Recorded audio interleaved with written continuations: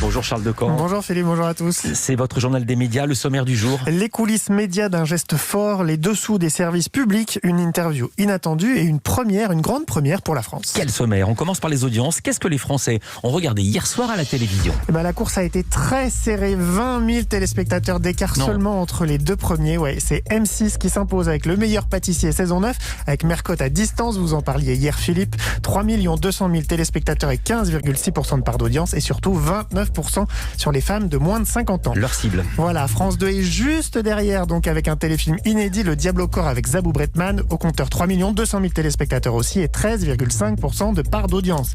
Enfin, TF1 est troisième et pas loin non plus, avec la suite de sa série médicale New Amsterdam saison 2, 3 millions de personnes, soit 13% de part d'audience et 23% des femmes de moins de 50 ans. Culture Média. Et on commence ce journal des médias avec les coulisses de la diffusion très mouvementée du dernier match du PSG. Oui, c'était en Ligue des Champions mardi soir. Les Parisiens affrontaient un club d'Istanbul, mais le match a été interrompu dès la 13e minute à cause d'un comportement à caractère raciste de l'un des arbitres. La situation était totalement inédite. Les joueurs des deux équipes ont quitté le terrain et le match n'a repris qu'hier à 18h55 à la demande de RMC Sport. C'est la chaîne qui diffusait la rencontre et qui était en charge de la production. C'est ce que nous a révélé le directeur des rédactions de RMC Sport, Rodolphe Masset. C'est nous, RMC Sport, qui avons demandé à ce que le match soit reprogrammé à 18h55, puisqu'à 21h hier soir, il y avait aussi l'Olympique de Marseille qui jouait à City. Donc on a préféré que ce soit à 18h55. Et là, ça a été une course contre la montre pour les équipes de production dirigées par Luc Pagné, parce que dans la nuit de mardi à mercredi, ils ont très peu dormi. Puisque donc, en gros, ce qu'il faut savoir, c'est qu'un match de Ligue des Champions que l'on produit, nous, RMC Sport, on produit aussi le signal pour l'ensemble des diffuseurs. Du coup, ça veut dire une centaine de personnes entre la production du match et notre plateau privatif. Et évidemment, sur ces 100 personnes, il y en a qui n'étaient pas disponibles le mercredi puisqu'elles étaient déjà bookées pour d'autres événements le mercredi soir. Donc là, les équipes de prod ont travaillé d'arrache-pied toute la nuit pour caler le dispositif de production pour qu'il soit opérationnel hier.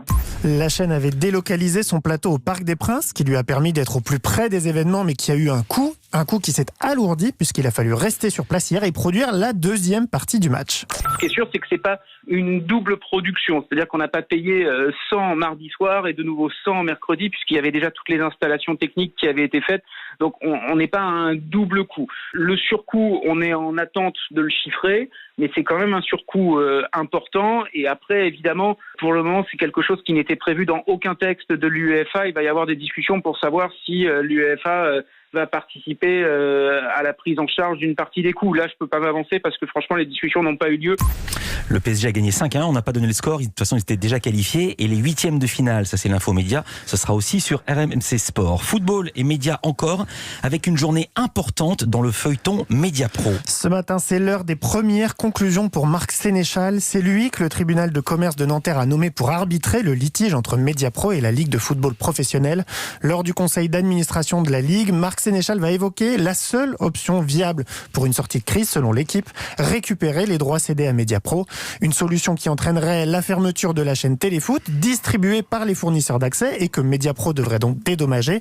C'est cette équation qui doit être résolue avant que Canal+ ne puisse officiellement entamer des négociations pour reprendre les droits et venir au secours de la Ligue. Le focus programme du jour, c'est le retour de Cash Investigation sur France 2 avec une enquête sur le service public. L'équipe d'Élise Lucet s'intéresse ce soir au premier employeur en France, l'État. Il est partout, à l'hôpital, à Pôle emploi, dans les caves, dans les préfectures. Comment fonctionnent ces entités pilotées par l'État alors qu'une politique d'économie budgétaire est menée depuis de longues années?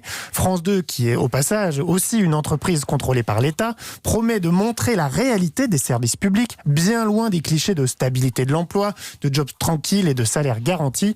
Pour parvenir à ces révélations, la journaliste Marie Maurice s'est notamment fait embaucher dans un service de nettoyage auquel certains hôpitaux publics sous-traitent leur entretien, une enquête réalisée avant la crise du Covid.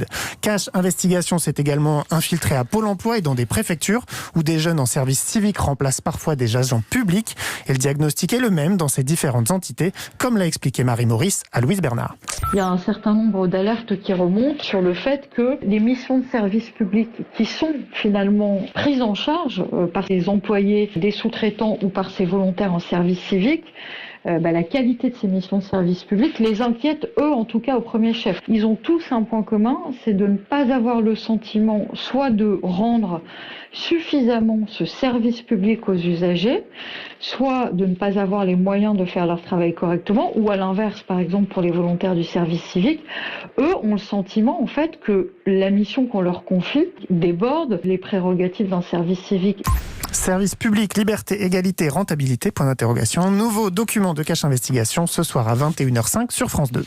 Une interview inattendue donnée au magazine Forbes, magazine connu pour son classement des plus grosses fortunes mondiales. Oui, c'est l'interview de François Hollande, inattendue parce que le magazine économique n'est pas forcément le média dans lequel on attendrait l'ancien président de la République.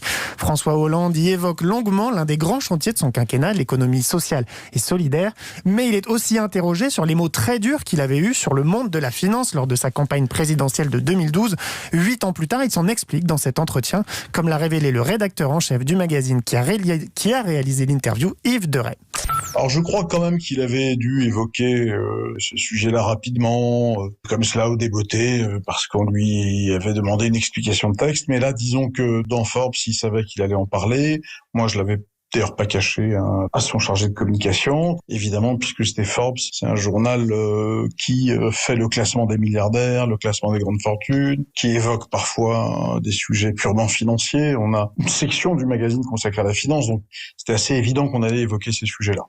Voilà, François Hollande explique qu'il n'a rien contre les banques à partir du moment où elles permettent de soutenir les entreprises et les particuliers qui font tourner l'économie réelle. Ce qu'il dénonçait à l'époque et qu'il dénonce toujours, ce sont les pratiques spéculatives outrancières ou le recours aux paradis fiscaux, par exemple.